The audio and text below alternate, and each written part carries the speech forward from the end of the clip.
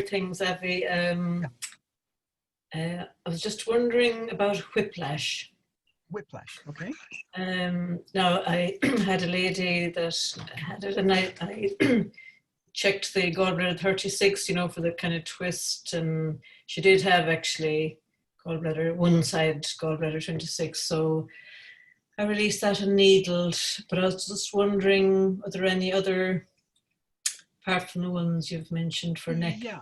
So with whiplash, basically, I mean, the reason you're checking gallbladder 26 is chances are with whiplash, most whiplash comes from car accidents.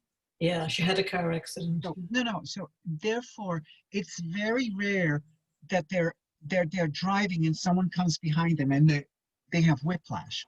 Usually what's happening is, well, there's two things that are happening. Number one is that driving, in a lot of these accidents, they're kind of like they're aware that it's about to happen. They're already looking in the back mirror.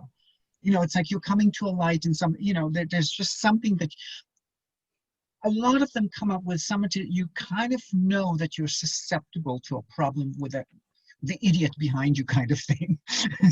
So you're kind of watching them. So you're already twisted.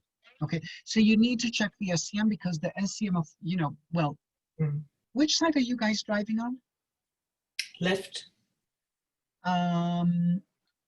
Which means the wheel is on the right side, right? Wheel is on the right, but actually this person was actually a passenger. Okay, so that's a whole okay. So so let's just finish the other. So the thing is, if you're with the wheel on the right side, you're looking slightly to the left, which means the left SCM is going to get congested in the whiplash. Okay, the right one's going to get pulled. For us it's the other way around. You know, like it's actually not the rest of the world that drives on whatever side we drive on, the wheels on the left, because there's a lot of countries that do the opposite. But supposedly the American standard, or the most of Europe standard, is that you're driving on the right side. So therefore you're going to look slightly to the right, and therefore the right SCM is going to get congested and the left one's going to get pulled. Depending on the impact, how strong that's going to be, one of them might actually be worse than the other, even though this one's supposed to be congested, but the pulling of the one away from the side you're looking from can be pulled so strongly that the snapping of it back can create a stronger congestion. So you never know which side it's going to be. The gallbladder 26 comes from the fact that since we're all supposed to be wearing seat belts, except where I live, New Hampshire does not have a seatbelt law. So wow. The only place, it's a live free and die state, you know. Yeah, right. Or I call it live, freeze and die, but that's a different option. But since you have a seatbelt one way or the other, so say if I'm driving, or if she's the passenger, the seatbelt goes from the left side to the right side, and then your right side is going to go more forward than the left because the left is being held, the shoulder of the left is being held more backwards by the seat belt. So that's why you get a twist. So the twist in whiplash is quite common, you know, both in the neck and in the torso. But it's not the only thing. It's a contributing. It's one more thing to look at. Otherwise, basically release the scalenes because they can get congested, release the SCM, and release the cervicals. So the gallbladder 26 issue is like something extra that might gain you a huge amount when there's whiplash, but it might not be as primary for other people. So, you know, your main points are going to be basically Sanjiao 8, spleen 3, possibly adding heart 3, lung 8. Inner yin can be very useful. So, and kidney points are often very useful. Okay? And just on the one-sided cervical, like about C3, what was that liver you said? Okay, so the dogma on that is if it's C3 on the right, it's liver, and if it's C3 on the left, you have two dogmas for that. one dogma is conceivably it's a cardiac style patient, okay, and therefore treat cardiac. And another one is to say, look at it similarly to liver. So in a way, you're needling liver 1 on for the right, needle spleen 1 on the left. I don't find it quite as useful. The idea is that the C3 is related to the phrenic nerve, therefore, so to the diaphragm, so it reflects that, if you release the diaphragm, it will send a signal back to the origin of the phrenic nerve in the neck. I don't find that the spleen 1 on the left is quite as useful, as the right is much more obvious. And I find that the left, I tend to associate the left more with cardiac possibilities. But there's definitely a lot of people who don't. And did you think there was some difference if you're not driving? Yes, I mean, so if you're getting whiplash, I mean, okay. I think you have to analyze how they got the whiplash.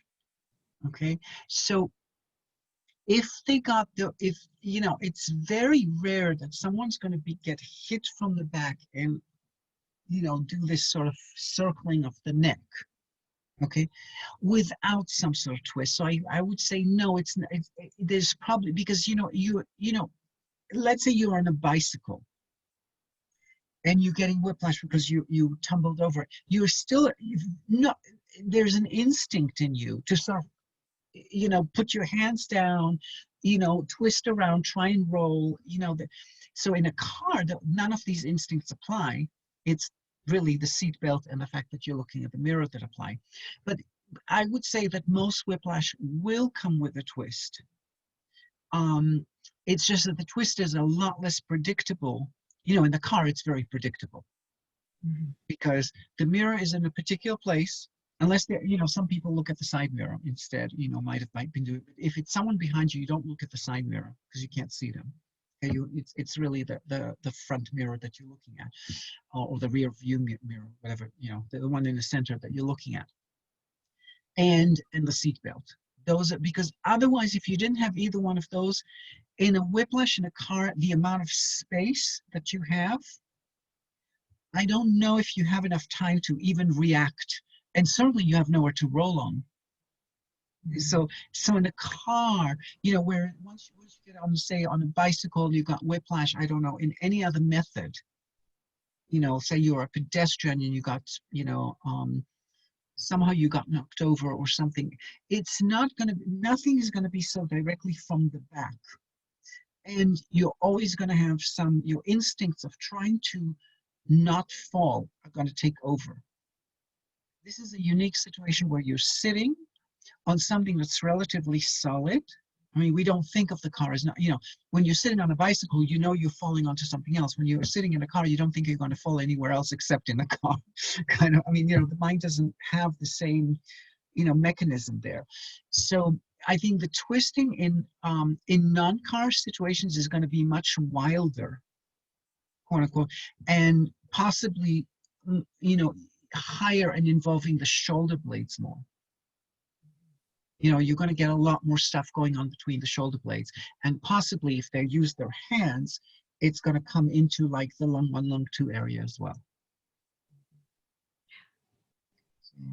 Great, yeah. All right. Yeah, it's very important to ask the passenger what they were doing at the time, because the driver, what they're doing. The passenger could have been doing anything. They could have been reaching in the back seat for something. So you have a lot more total body involvement. They could have been bending over to grab something at their feet. Who knows what they were doing. So the impact could have hit their body in completely different ways than you would expect. Yeah, well, no, and that's actually, in fairness, it's true even for the, for the driver, even though they're not supposed to do anything else but drive. But I mean, they could be texting, they could be reaching over also, by the way. Yeah, I mean, you can get whiplash. I mean, seriously, you can get whiplash and it's totally your fault, even though you're in the front car. You know, like legally, no one, you know, it's whoever hit you from the back, it's their fault, but it could be totally because you went and decided that you're going to get that pack of cigarettes from the back or something.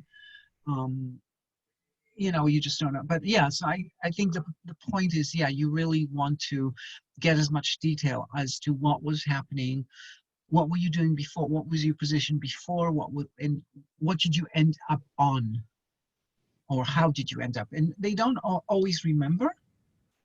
But it's definitely worth you know, finding out so that you can try and duplicate what it is in your mind and sort of look at, oh, okay, I can do this, I can do that, I can try this, I can try that.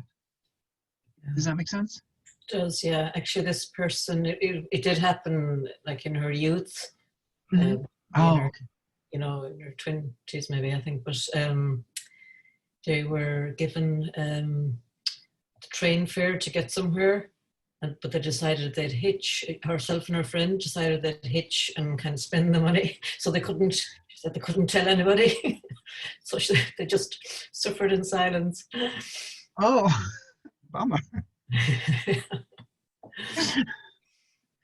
Oh, well, okay, yeah. So yeah, so that basically what you're saying is, I mean, you know, I'm assuming that people don't hitchhike very commonly nowadays in the last 30 No. years or so. Yeah, so this is a 30 or 40-year-old injury. Yeah. So yeah, so at this point I would look for the patterns that have been evolved over the last, you know, decades, which is possibly, you know, very likely to be a congestion in the SCM, in the scalenes and the SCM. Actually, she didn't have anything in the scalenes. Oh, okay. Yeah. She did have a SCM, all right, on one side, I think, but not on the scalenes. Okay. So, yeah, and then I would still look at the apothoracics because this yeah, that's where she really complained, actually. It was between the shoulder blades. Between the shoulder blades, yeah. Yeah, because what happens is once the neck is out, it's gonna, over the decades, it's gonna have a strong impact on the, you know, what I call the base of the neck, which is around T5. I would look at this possibility and see what stomach 9, large intestine 18 area does to release the apothoracics. You know, and besides, you know, you do have your usual other things, you know, inner yin reaches the area, the gallbladder 29 in front of the trochanter reaches the area. You do have other options, and possibly again because they're, well, in this case she was in a car, but sometimes lung 5 actually does a pretty good job for that. Yeah, yes, I did lung 5 actually because she also has asthma. Oh, okay. Okay, so in other words, this is an area that's already weak in her to begin with. It's a combined injury. There's the injury, the asthma injury of the weakness of the area between the shoulder blades as the back of the lungs, and then there is it being the base of the neck and the neck injury. Yeah, so again, it reinforces the idea of see what you get out of kidney points. You know, whether it's kidney 4 needle down towards the heel or kidney 7 or whatever you can get. Yeah. And see what it does kind of reinforce this idea. Yeah, great. Thank you. Anything else? How successful are you, Evie, in treating asthma? Do you find? It's a little bit of a crapshoot, quite honestly. First of all, asthma is, in some ways, it's many syndromes. There's many kinds of asthmas. There's, you know, ones that are induced by allergies, ones that are induced by exertion. I mean, you know, the symptom itself might be the same, but the actual disease is possibly different. Some of it is very much an autonomic nervous system disorder. It's a spasm. Okay, some of it is totally chemically induced, you know, et cetera, et cetera. But regardless, I would say I can't say that somebody comes to you with asthma. Like, of course, you know, I don't guarantee for anyone, but with asthma, it's like it's a 50-50. We might be able to get at it, and we might not. And if we don't, we might be able to alleviate a little bit, you know, a certain amount, but not, you know, it's not like it's going to go away. You know, so it's not, I'm not gonna, I wouldn't say that it's a huge, you know, like it's an automatic huge success rate. Like, you know, if you ask me, you know, L5S1, you know, it's like, yeah, there are some people that it doesn't, you know, I haven't been able to help, but you know, there's a huge, the vast majority, I would totally, oh yeah, I can do this.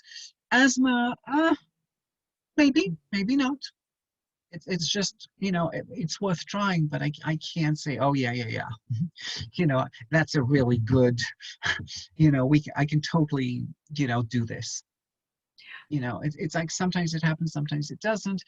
And sometimes, you know, you know, it works well in combination with a whole bunch of other modalities.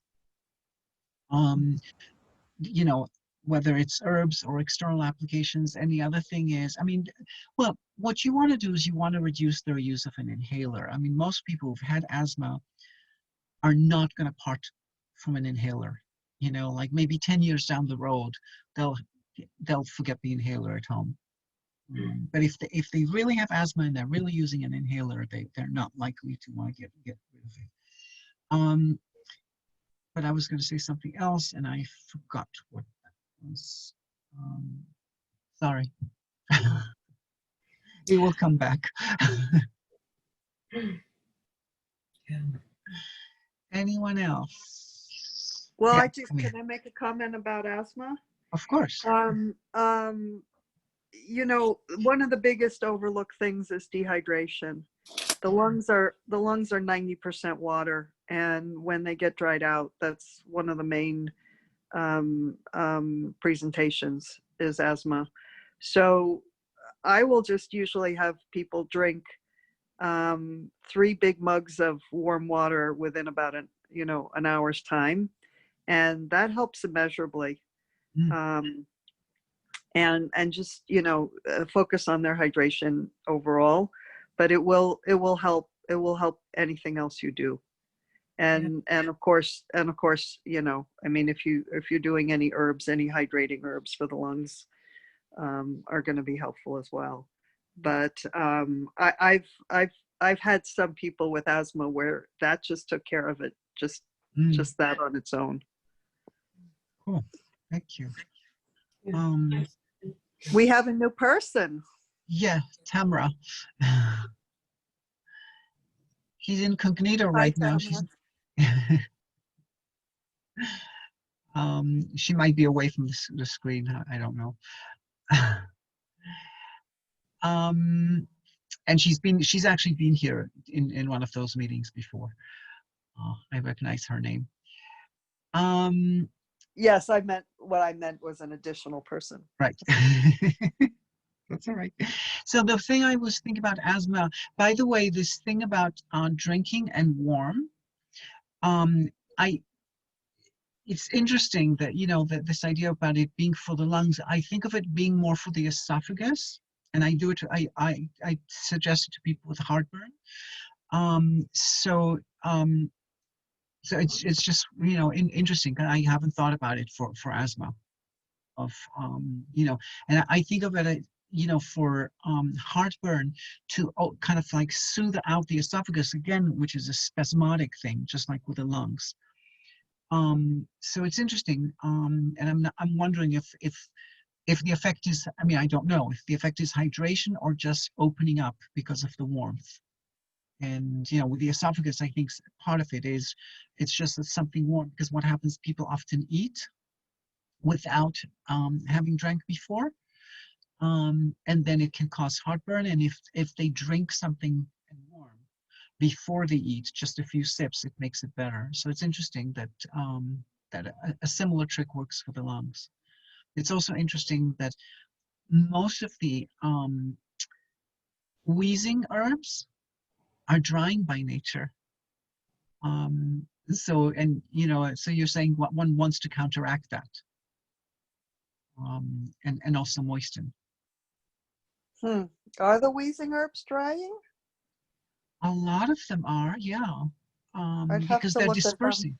Yeah, I mean, like, okay, so if you're looking at jigang is, I mean, a lot of them are somewhat on the spicy side. Some of them are not, like pipaye is not. That's the one I was thinking of, pipaye, yeah. Yeah, but it's, but it's one out of, yeah, so there, Well, what about zusudza? hmm? Zusudza is moistening too. It's moistening It's a in terms seed. of, yeah, I understand it's oily, but I'm not sure. I mean, I think it's moistening more maybe for the intestines, but I honestly don't know. But I'm thinking of things like, no, not all necessarily, there's a certain amount of dispersion in them, Well, so yeah, now, and yeah, then, yeah, yeah, yeah. you have, so for example, that's why you have chuan bei mu and zhi bei mu, for example, Mhm. you have the differentiation.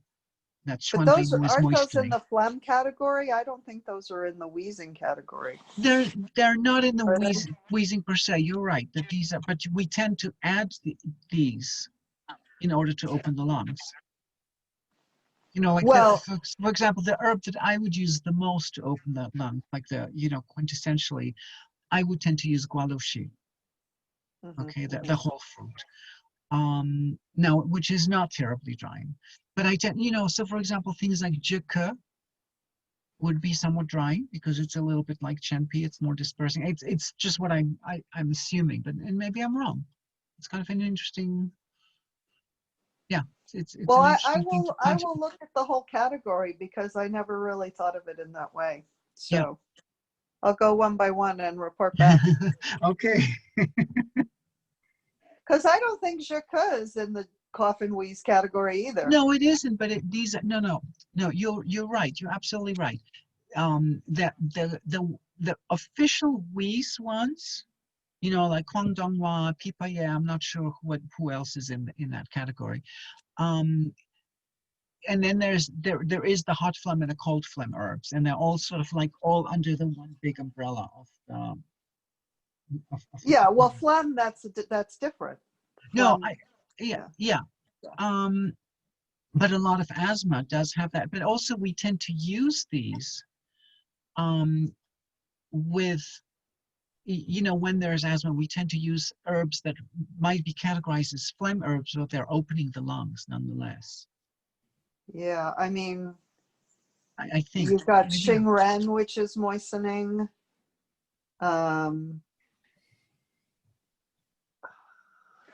Some of Tinglidza is moistening. Mhm.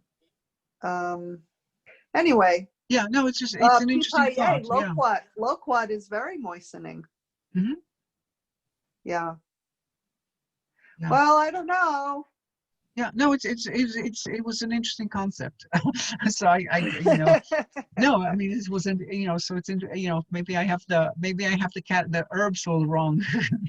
So Well, because I make a distinction between dry phlegm, thick phlegm versus runny phlegm. mhm. And runny phlegm doesn't tend to occur much in asthma. What you tend No. to get in asthma is when the lungs are so dry that the phlegm gets thick and sticky, and then it's like a pot that you've overcooked, and you have to soak it before you can scrub it. And that's how I think of, then I come in with my my Mandang and herbs like that, and soften the phlegm Mhm. first and get Yeah. it moving. And I find that to be hugely helpful for asthma. Yeah. No, that makes sense. Absolutely. Yeah. Yeah. Anyway, that's my thought. Thank you. Thank you. No, that's interesting. So, but what about chemically induced asthma? I mean, I'm sure you use, I'm sure, and I'm going back to acupuncture now. You Mhm. mentioned chemically induced asthma. So I mean, it's obvious you would probably choose, I would guess, the detoxification points. I don't know. Would you use heavy metal points? I mean, what would you do if it was chemically induced asthma? Okay. So, well, by chemically induced, it can also be, like, allergic asthma can be chemically induced, or it can, I can look at it more as a chemical induction, or I can look at it more as a nervous system unable to adjust. So it just depends on which one is going to be stronger. So yeah, the detoxification, as in kidney and large intestine 15, would be one way to look at it. Another way to, you want to figure out if there is if it's a digestive issue, even in chemical. In other words, is it exposure from food or is it exposure from air, from environment? And then check the liver very closely. So, sometimes, if you do kidney 9, large intestine 15, it's enough to clear out the liver.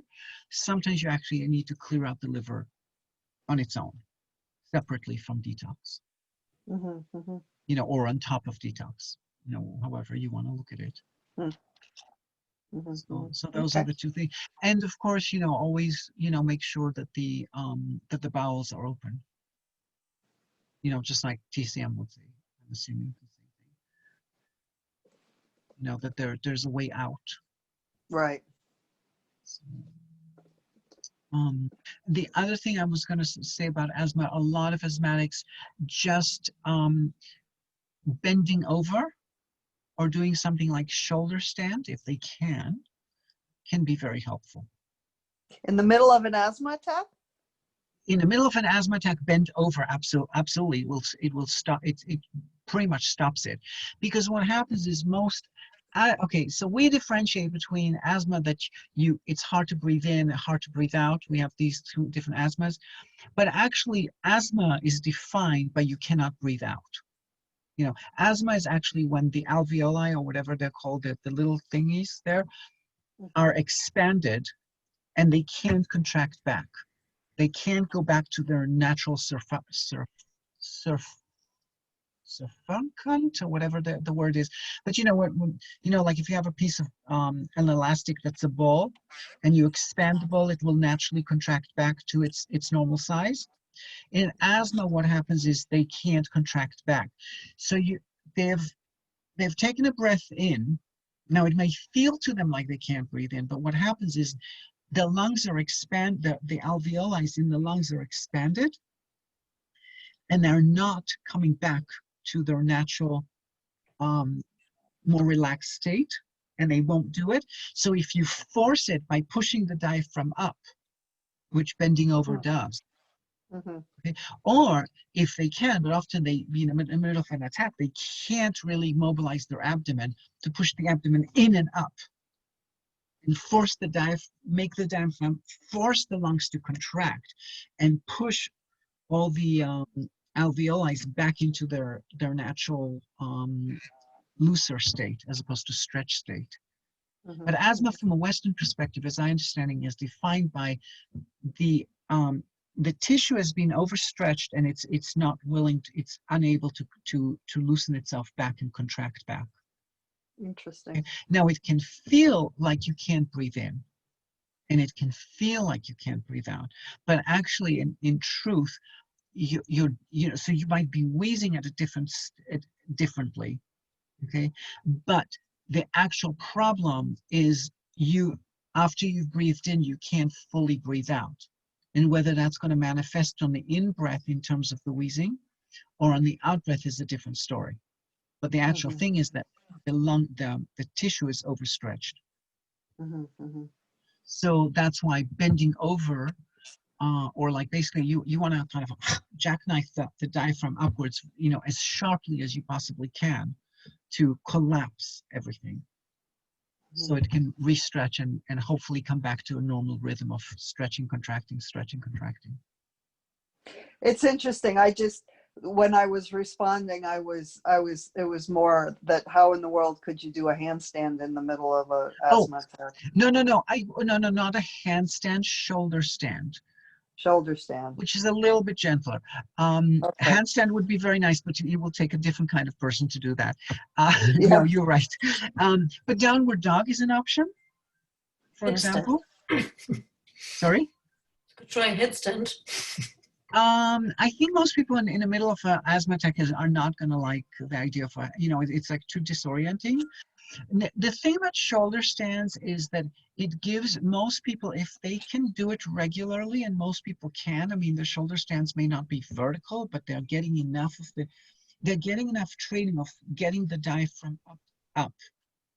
So activating the lungs. I know a fair amount of people who claim, who give credit to shoulder standing as being a big part of the solution for their asthma.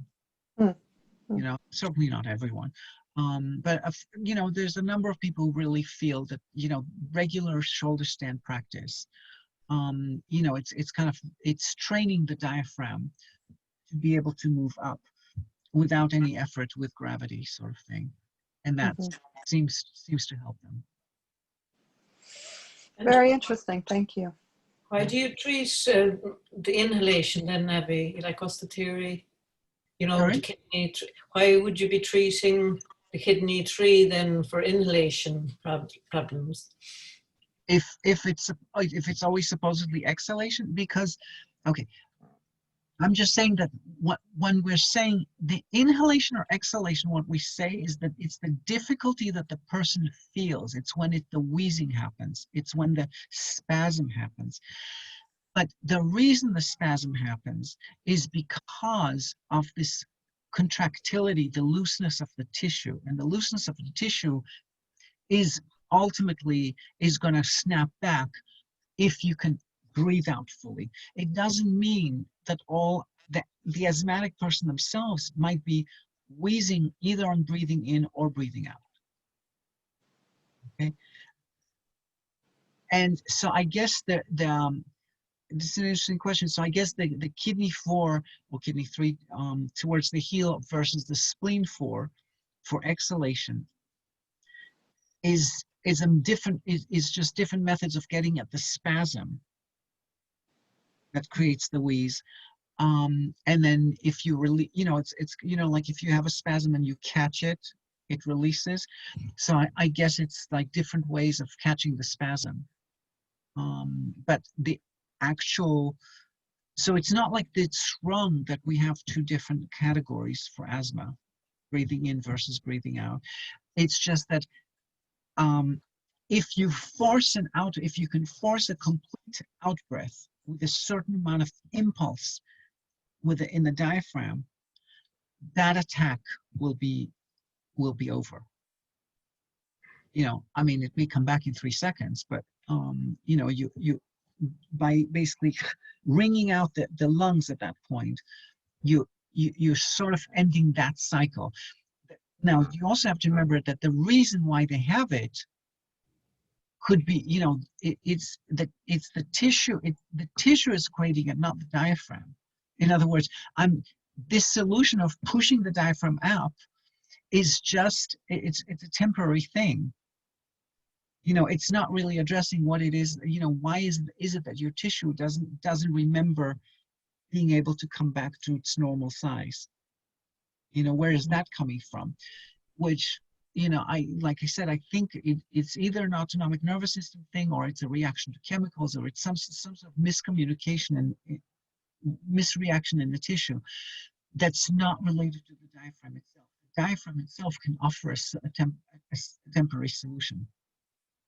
And I think the reason why people who do shoulder stand on a regular basis, they're kind of they're kind of allowing the lungs to come down. They're retraining the tissue to feel more comfortable in its relaxed, contracted state, as opposed to constantly wanting to be, to be held in hyperstate. That's what I'm assuming, but I don't know.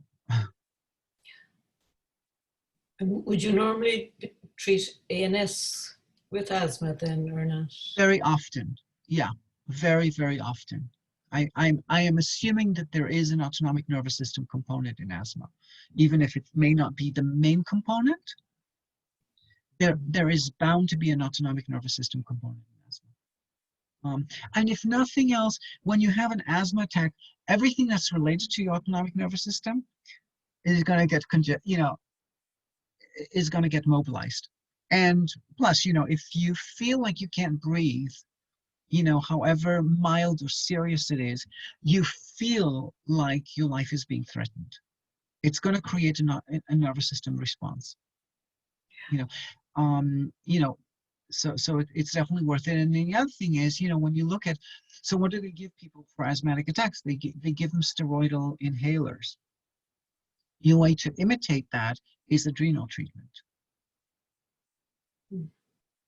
So, which again kind of corresponds to the idea of, that feeling threatened also. Yeah. That's great, Evie. Thank you. Okay. Anything else?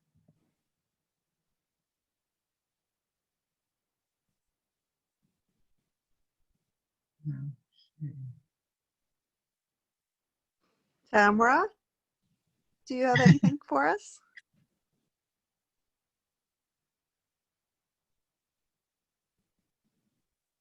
I just plan to listen in today. I wasn't coming with any cases.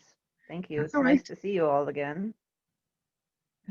How are things it's Arizona, right? Yes. Yeah. Are things going Oh, well? it's really hard mentally to make the shift to wear your masks.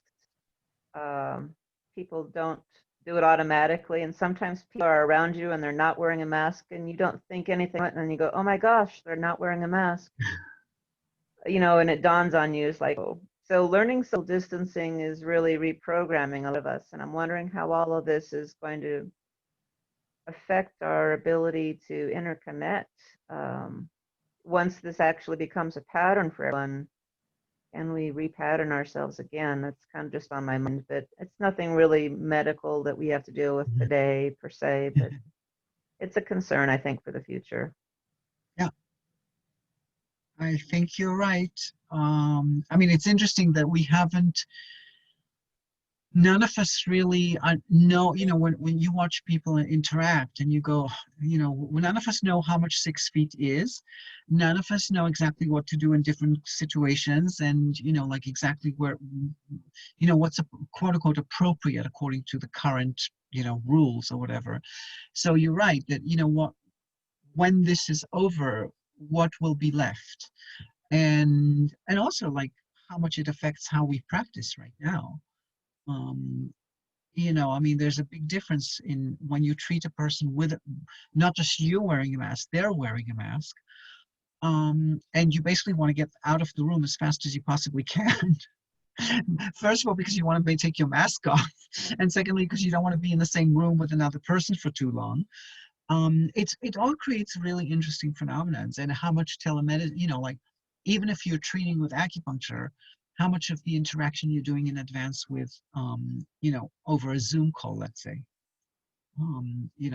So it definitely looks like it's changing the profession. And then, there's a whole issue of how much cleaning, when you're treating someone and you're spending just as much time cleaning after them, it changes everything you do. So because it changes your motivation, it changes your state of mind. I think these are things that in 5 or 6 years we'll be looking at and going, oh yeah, everything used to be like this, and now we don't seem to do this anymore, and we now started doing this instead. It'll be interesting to see where it all takes us. Yeah. Thank you. Sure.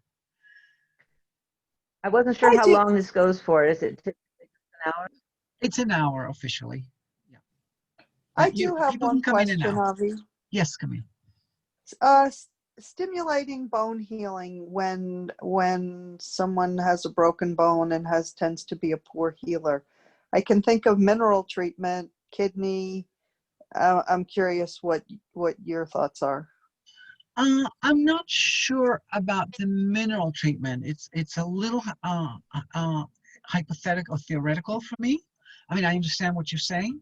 I would say adrenal treatment specifically with actually kidney 7 is the point that has the strongest affinity to bones.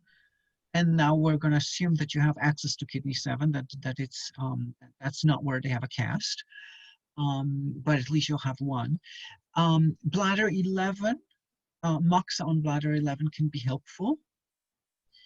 And anything that stimulates the flow of blood to that area. In other words, let's say it's the leg, make sure that the sacroiliac ligaments are free, that the inguinal and the upper inner thigh are free. Because if there's congestion there, then say they have a break in the lower leg, then the blood circulation into the leg may not be so good. And if it's the arm, then look at the scalings in lung 1, lung 2. You just want to make sure that there's good circulation there. But in terms of bone as a dogma, my dogma would be kidney 7, kidney 27, bladder 11 with moxa. Okay, and bladder 11, the character for it's like a loom. It's like a weaving. So it's the same thing that you're trying to accomplish with a mineral treatment of accumulating minerals. You're weaving the bone. Do you know what I'm trying to say? Yep, I do. Okay. Yeah, So because now that's part of it, is that people, someone who feels that they don't knit bone well. right. So I like that expression, knit. So now you do have some other points.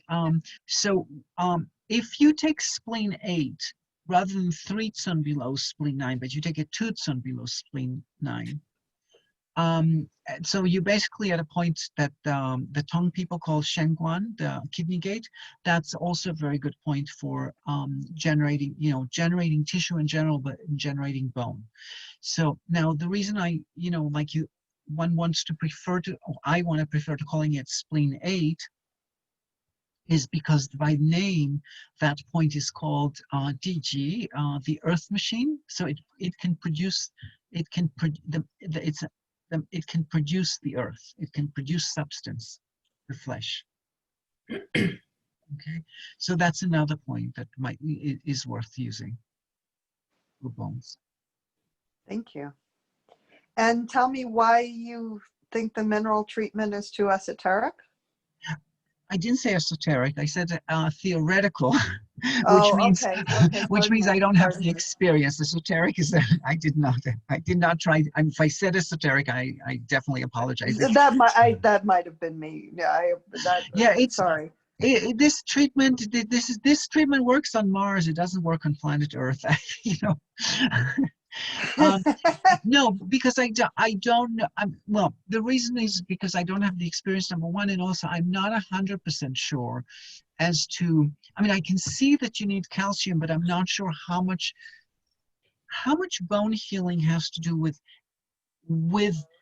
the actual existence of the mineral. I mean, I understand that you're laying down minerals. That's a substance. It's a substance that's used when you're knitting the bone. You are using minerals. But I tend to think of the mineral treatment more in terms of it's almost like, how should I say? It's more like a hormonal treatment, but directed at minerals. Does that make sense?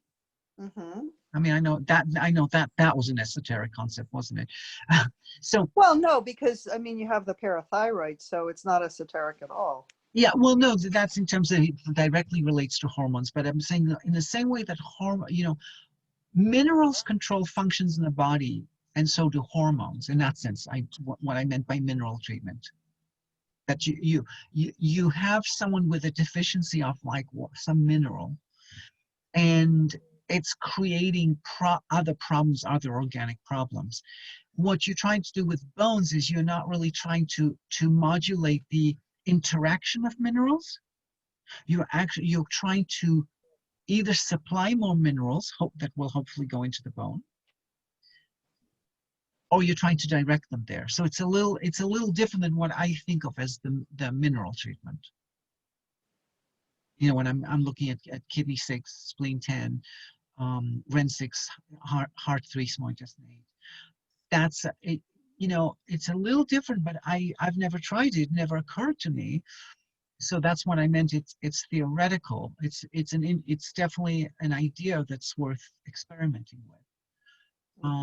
But it's not something I have experienced. I haven't tried it because it hasn't actually occurred to me. Okay. Thank you. Next person with a broken something, I'll try.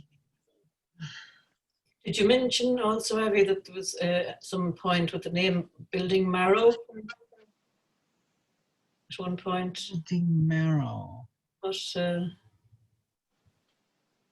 was something that you mentioned before that Not was, today. not today, no. No, a good while back, probably. Okay, so okay, I think I know what you mean. Okay, so the CF marrow. Okay, so you have the meeting point of marrow, which is gallbladder 39. Certainly worth trying with bones. By the way, it's also called so gallbladder 39 is, its regular name is called the bell. Something with a bell. Now it escapes me, and it also has the name the broken bone of the edge of the bone or something. It has the character bone in it also. So gallbladder 39 is certainly a point for bones as well. Besides the fact that it's the meeting point for marrow, but separately from meeting points of this case marrow, there's also there is a CF marrow. And the points for the CF marrow are either is DU16, I believe, or yeah, it's DU16, and then the edge of the head. Okay, so some people interpret that to be DU20, but you know it's kind of curious because if I think it's Lingshu 33 that talks about these oceans. You know, the ocean of grain, the ocean of blood, the ocean of marrow, and the ocean of chi. Okay, if they wanted to, if the author of that chapter wanted to say DU20, they probably would have said DU20. You know, but they specifically opted to talk about that. It's like a little hat that you wear, the edges of the hat. So the question is, where is it? So I sort of, you know, so for example, even stomach 8 can be a good point, and any point that's basically like a cap on the head. And the question is, of course, how big is the cap? Are they wearing a little thingy on top of DU20 and that's the cap? Or are they wearing a big hat with feathers going? I mean, you know, so in my experience, really all the way to, you know, you have to find what will work. And it can be, you know, I started stomach 8. But for example, gallbladder 15, 16, 17 can also be part of the edge of the cap. Okay. So and also in the back, you have the equivalent in the back. So these are good points for bone. And there was one more. Hold on. Yeah. Sorry, I lost. But those the CF marrow is supposed to be DU16. Oh, large intestine 16 is called gigantic bone. Okay, jugu. So it can, you know, and it's kind of between bones, so it probably has an affinity to bones in that way. I find that it has a stronger affinity to the spine than to bones in general. But it might. I don't have, you know, I don't have a huge amount of experience with broken bones to begin with. You know, it's, you know, but and the reason that large 16 comes up is because it is definitely not a CF marrow point, according to the Lingshu, but there was one guy who claimed that it is from the Vietnamese tradition, and I had a big argument with him about it. And but then I after the argument, I sort of went, okay, maybe it's not in the Lingshu, fine, no big deal. But you know, but you know, but look at the name of the point. So maybe, you know, there's a fair enough reason to say he has an acceptable argument. So then I started trying it, and it is a decent point for spinal issues. You know, supporting point, not as a main point. I would not go and say need a large intestine 16 and you know, your spine will feel much better. It gives you some extra. All right. Anything else? Thank you. You're welcome. Anyone else with anything else? All right, so I hope may you keep breathing and breathe more freely and better this week. Yes, thank you, Avi. And Thank you. and I'll see you hopefully next week. Yes, look forward to it. Thank Okay. Bye, you. everyone. Bye. Bye. Tamara. Thank you. Bye. Bye-bye.